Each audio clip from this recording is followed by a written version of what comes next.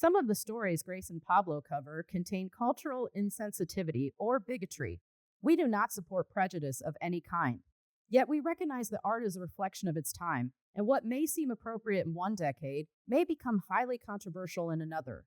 Our analyses will focus on other major elements, unless the instances mentioned above are intrinsic to the plot, themes, or characters. Now, on with the show.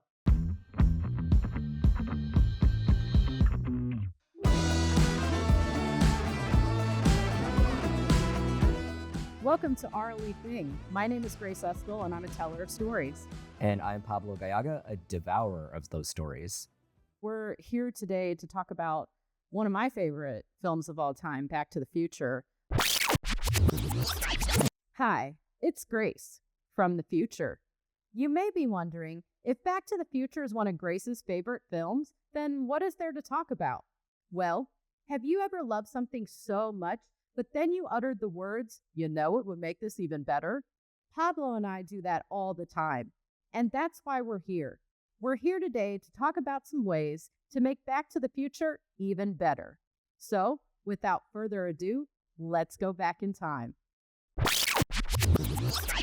But before we jump into that, what are the things going on in your world this week? I think we had a bit of a sign on Twitter, well, X, formerly Twitter. It's still Twitter. It's still Twitter to me.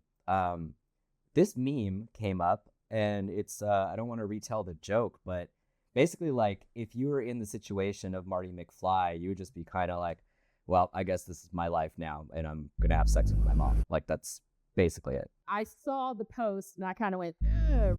And I read the comments, and so many people agreed with me, but then there were people on the other boat that thought, well, I mean, let's be honest, we're not talking about my mom. We're talking about Leah Thompson. And that definitely changes things. I mean, the joke is just that Leah Thompson is hot in that scene in the car. And Totally. It's like, sure, it's not my mom. As a matter of fact, Leah Thompson is still hot today. True. That's big facts. true. One of the things that we always want to do is we want to talk about why we love these films so much. We actually wrote out love letters to these pieces of media that we are going to kind of nitpick a little bit, but we ultimately love them. So let me read to you my letter. Dear Back to the Future, you are the little incest time travel story that could. You showed Hollywood that science fiction could be for the masses, and you gave us Crispin Glover. I'm your density. Michael J. Fox was already popular from Family Ties. It's hard to think of a film that more exemplifies the phrase crowd pleaser. You married weirdness with heart, and you showed us some serious shit at 88 miles per hour. More so than Romancing the Stone, you put Robert Zemeckis on the map. Without you, there would have never been a Who Framed Roger Rabbit. There would have never been a Forrest Gump, which, never mind that one, but you get what I'm saying. Bit me directly in the buttocks. When I was a child, the Back to the Future theme composed by Alan Silvestri played in my head whenever something good or exciting happened. We've been to some wonderful places together, and where we're going, we don't need roads. Thank you. I love you. Sincerely, Pablo. That's so sweet. Isn't it? Now for my letter, and it's official because it's on paper. Dear Back to the Future, it was density when you popped into my heart at 1.21 gigawatts of power. 1.21 gigawatts. You arrived at a time when I thought that horror movies were too scary to watch, but you proved me wrong. Wait, horror movies? Yeah. I mean, think about it. This teen travels back through time against his will, faces the fact that not only he's going to be extinct, but his entire family is going to be extinct. Then his mom has the hots for him. Like, how is that not horrific? Well, no, I see your point. Anyways, I was saying, thank you for teaching me that time travel is messy and dangerous. Where are my pants? You're the entire reason I've never ridden in a DeLorean and never will. Most of all, thank you for being such a bright spot in my childhood. You are the masterpiece that never gets old because you are truly timeless. And that, my friend, is the power of love. I love you more than Pablo does. Bye! So I mentioned that Back to the Future is a horror movie, and for me it is. When people ask me what my favorite horror movie is, I've always said Back to the Future because I stand by that shit. And the reason it's not a horror movie is because of tone. Tone is everything. Tone and casting. So we think about the fact that this is a time travel story, which we've seen a lot of time travel stories. Some are in the horror realm. This one is lighter, but it's because of who they cast and how it was written. But go on this journey for a minute with me. Let's say that we keep Eric Stoltz as Marty McFly. Any Back to the Future fan knows Eric Stoltz was originally cast. Right there, we already have a more serious tone. Get Christopher Lloyd out of there, drop in Robert Englund. Robert Englund is Doc. A whole different film. I picture him going, "Get in my DeLorean, bitch." That's my Freddy impression. It's not very good, but No, that is good. You get the point. And then let's go another step further. And now we keep Crispin Glover because we know Crispin Glover has incredible range, but we actually drop him into the Biff role. Imagine how much more sinister Crispin Glover could make Biff. Like, I almost see it as right after they have that confrontation in the cafeteria where he's like, "Since you're new here, I'm going to cut you a break today." Maybe a little bit later, he's like, "Hey, new kid, I left a welcome gift in your locker." And maybe Marty goes to a locker. We have to figure that out. Marty doesn't have a locker. Maybe it's in George's locker. Whatever. We'll figure that out.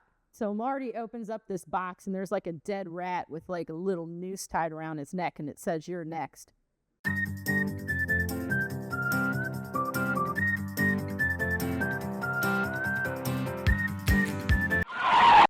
Call Big Freddy. That is Crispin Glover's Biff. More sadistic than Braun. Like, yeah. I Yeah, could see it. exactly, because it's not, it doesn't have to be about the Braun. Just replacing those three characters, you have a horror movie now. You have a highly recognizable horror movie now. No, I think you've touched on something that, I mean, it's a horrific situation that he's put into. Like, it's just point blank. It's horrific. It's not just Michael J. Fox. There's a little bit of animal cruelty going on there. We got Einstein, who has been put in the DeLorean. Poor Einstein. Poor Einstein. It has to be at least 30 times because the way that Doc reacts to Marty when Marty's like, Jesus Christ, Doc, you disintegrated Einstein. he's like, he's fine.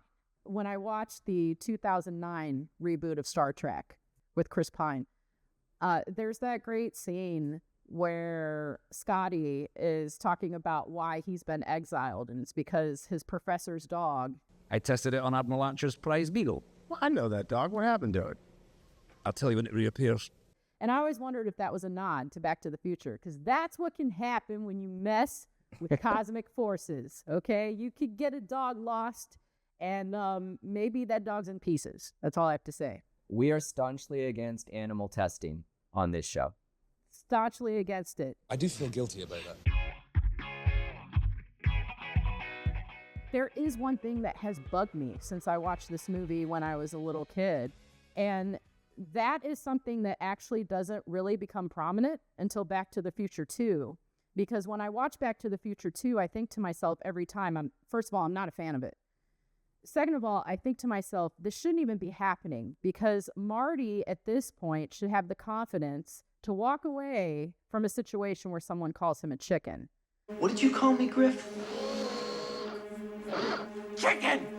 But after I went into creative writing, I then understood why that disconnect is there, why I've always instinctually felt that way, but I couldn't actually label what was happening and define it, and today I can. And that's really when you think about stories in general, movies, books, doesn't matter. You have your protagonist. That is your hero of the story, that's your main character. And your protagonist should have two types of conflict. Sometimes there's more, but there's usually two major types. You've got the internal conflict and you've got the external conflict. In this situation, the external conflict is easy because that's the uncontrollable event that happens to our protagonist. He got sent back in time against his will.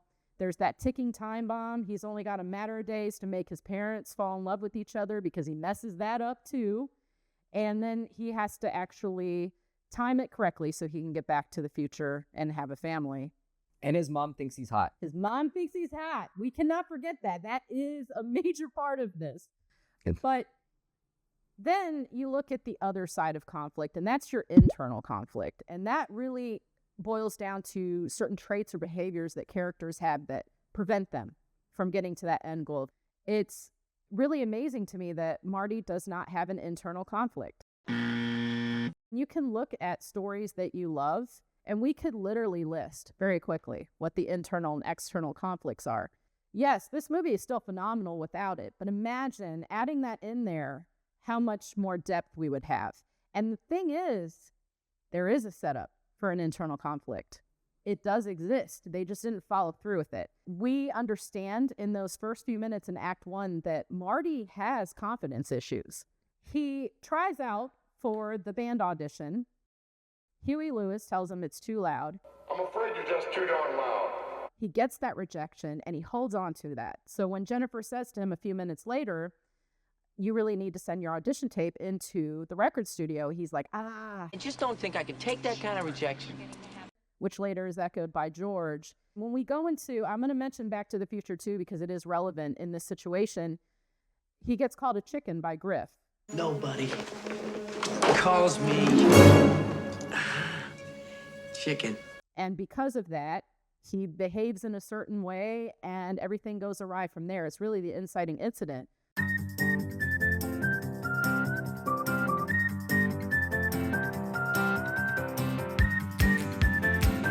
It's always bothered me because I just felt like when you go through this entire journey of Back to the Future 1, where you're not just fighting for yourself, you're fighting for your family.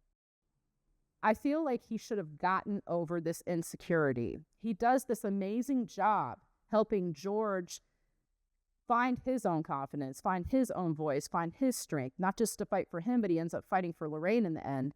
He does such a great job with that, but then there's no kind of payback there. And there's such an opportunity. He goes back in time. He's with his dad, George. Wouldn't it be wonderful if while he's teaching George to have confidence, George is teaching him when to walk away from a fight? I could almost see it as they're having a dialogue in a scene and George is saying to him, hey, you know, you don't have to fight every time. Like, where does that come from? And Marty going through this journey of going, well, George, you don't fight at all. I think I ought to swear. Yes, definitely. God damn it, George, swear. So, like, why are you telling me that I need to fight less when you don't fight at all? And there's really that balance that they both learn through this story. And I love the idea, too, of his dad as a teenager teaching him a lesson that he didn't actually have in 1985, in the present time, because one of the things that this movie does really well is the whole idea of showing versus telling.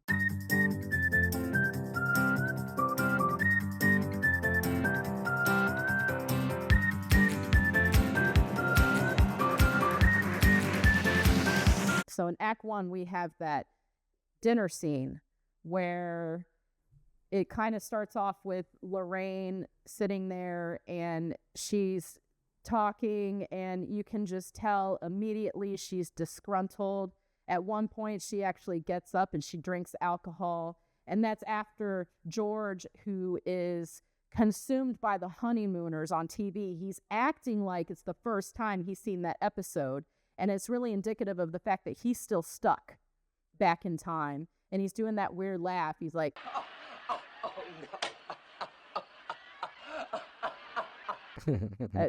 crazy weird laugh. It's a great laugh. It's you know, it's one of those things he thinks it's so funny. And you look around the table and Marty's brother is agreeing with George. Hey, it's great that you didn't actually land that band gig. You don't want any headaches. His sister is looking for love but hasn't found it. We understand in that moment that this is a disconnected family. I would not say that it is overly toxic, but it's certainly a disconnected family. One of the things that people often bring up is why are Doc and Marty besties?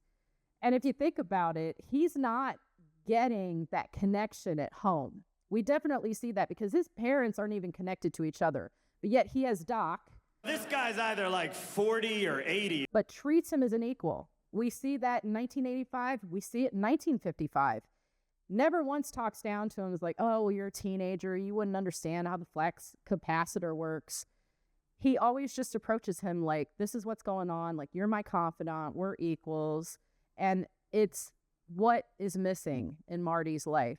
So we have all of this storytelling going on, and there's just so much opportunity coming back to Marty's internal conflict to really fix that, because as we understand at the end of the movie, the family is in a much better place than it was. You know that I have a little issue with that as well, which we'll get into a little bit later in the episode, but the dynamics of the family are much better. So Marty should be in a better place too, not just that he got back to 1985. He should actually be in a place where he's walking away when he needs to. You nailed this. Yes. Very early on when you mentioned the hero's journey, because ultimately a hero needs to go through a change, and I don't think Marty does any more so than he learns to kind of appreciate what he had in 1985. Instead, he's just been kind of a passenger on this ride, which is where the kind of Rick and Morty parody comes from, that he's just kind of like got this external locus of control that's pulling him through his adventure in the past into the present. I don't think he exhibits any growth the way that George does. Wait.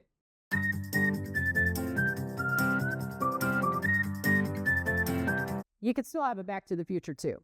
What happens in between the movies is that Marty gets called a chicken and he does some kind of stupid auto stunt and he ends up getting in a crash and he injures his right hand and he's not able to play the guitar again. We could still have that, and actually could have more weight, because let's say that Marty and his band, they're starting to have a little bit of success locally. Maybe they're beyond Hill Valley now and they're performing in other parts of California. They get in the car wreck. And maybe it's not just his hand that gets permanently injured. Maybe one of the bandmates passes away from this horrific accident. And now Marty is on this journey of self-decline where he can't forgive himself. No! Going into that scene where Griff calls him a chicken, well, you can have something else happen in that scene. Maybe Marty gets in a fight because he's defending someone. We know that in the first movie, he has no problem standing up for other people, especially his family members. Pablo, what's your thing? My only thing is I think the film should have dwelled more in the awkward and weird situations and the comedy of it, because that's, when you think about Back to the Future, I think that's what you remember, right? You remember Marty having to bat off advances from his mother. And he can sleep in my room. I gotta go. You remember his father being weird, and just that's the funny stuff. Otherwise, you're just telling a straight, time travel story where why do you care about this any more than any other time travel story about a kid going back and having to find his way back? It's really at its best when you have him in these situations with his mom where, it's a contradiction to the things that she said. I never chased a boy or called a boy or sat in a parked car with a boy. Where you find out in 1955, she was actually chasing after boys like she said that she hadn't done. And that's the funny thing about this film. There's also that, putting them in the scenes together, Marty and George, where they're having these conversations where there's that sort of ironic distance between them, where they're realizing, or Marty's realizing, that there's a lot more similarity between him and his cowardly father than he realized. And that's the change that you alluded to needed to happen in the end, where, Marty becomes, a better version of himself for having met his father, essentially. They actually had a lot of trouble selling this film because it was a bit too wholesome for the times.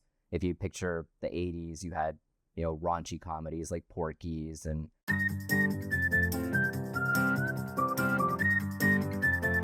maybe they wanted to stay more true to this wholesome thing they felt like they had something special there. And maybe that ended up cutting out some scenes with Lorraine.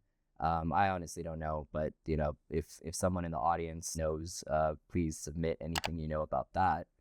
But I really think you fix that by, spending more time with Marty at school, or just kind of in that sort of 1950s, the neighborhood of it. Maybe he goes to see a movie with George and they get to have a bonding experience and he gets to see some more of George's weird hobbies, or, Any time spent at the school is more opportunity for him to run into his mother and have to elude her. That's pure comedy right there. This movie has a runtime of almost 2 hours, which in 1985... For a comedy, yeah. Yeah, definitely not as prevalent as we see today. So the movie was already long. So I agree with you. They probably did cut some scenes. But I love what you said about George and Martin having more scenes, because there are enough scenes that there is a great payoff today with George standing up for himself, with George getting the girl, having the confidence. But if we had more scenes, we could develop that out, and it would actually feel even better. What is your other thing? At the end of the movie, there is this idea that...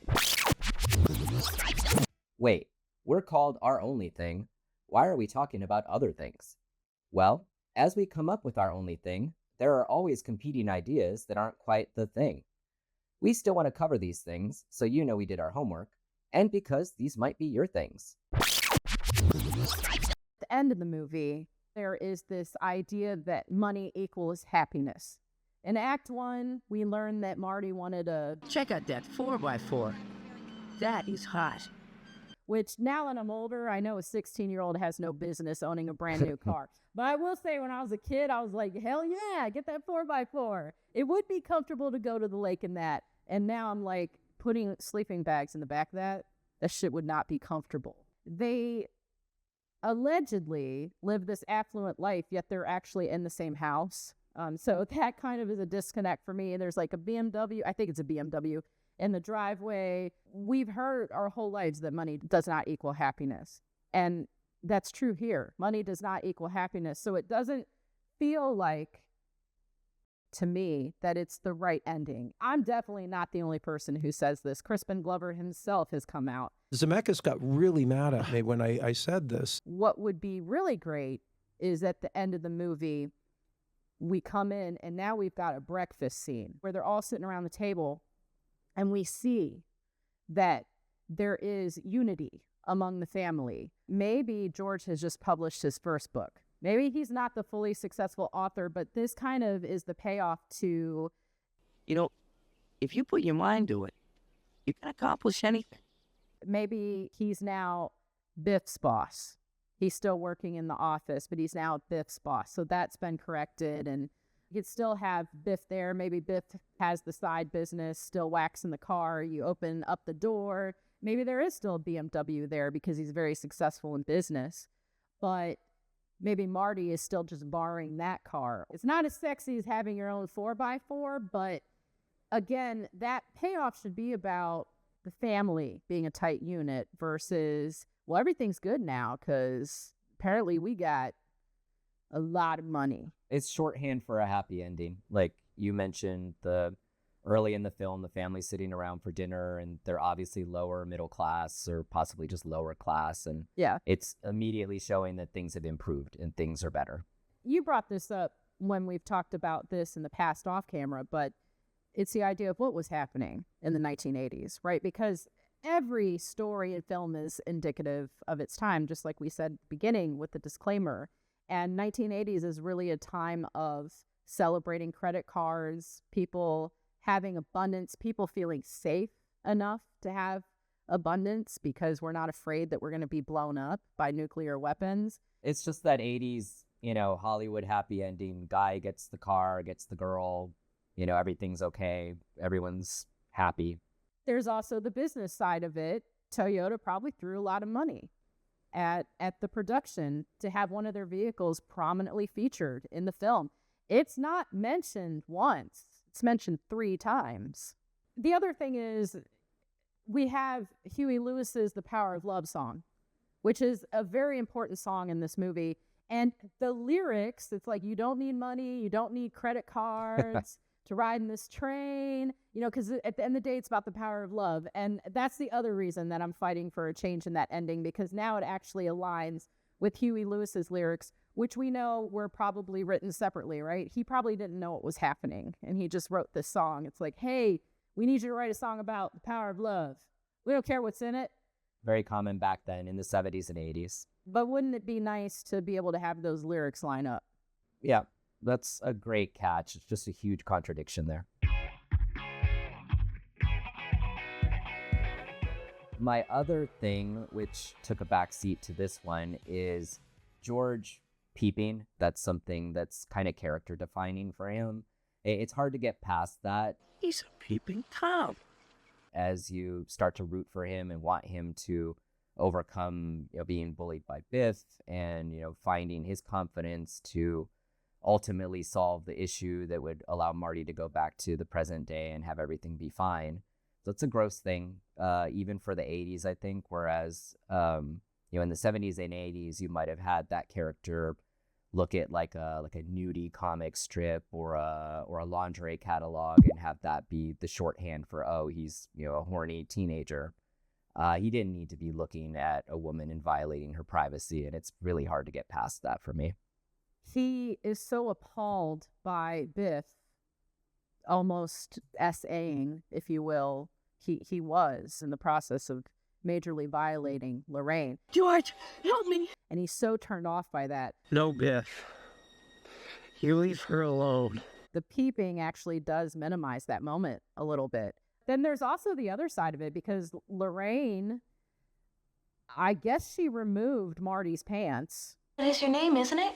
Calvin Klein? It's written all over your underwear. That too. When her mom calls for her, she's like, Quick, put your pants back on. well, Marty didn't do that. Marty was passed out. Yeah, there's some creepy violations going on both ways. I actually think that's creepier.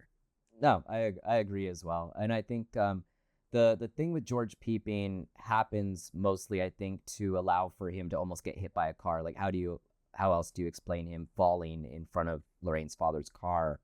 I would suggest maybe, again, he's looking at a catalog and he's not paying attention as he crosses the street. Like, that's a simple fix, right?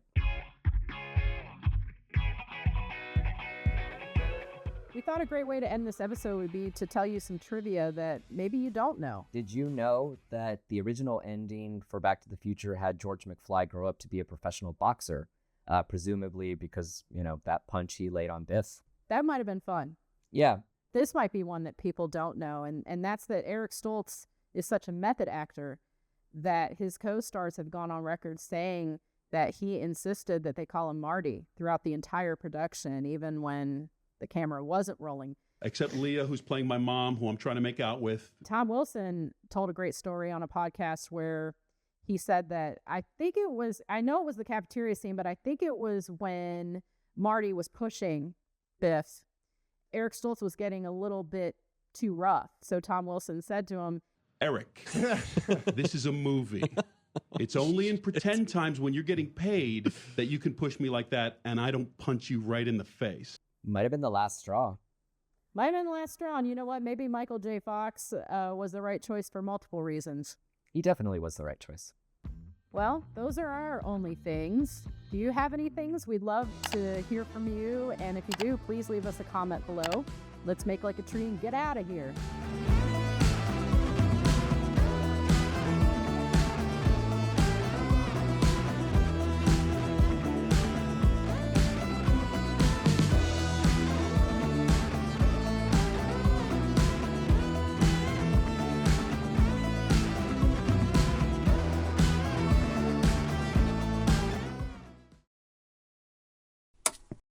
Welcome to my world, bitch.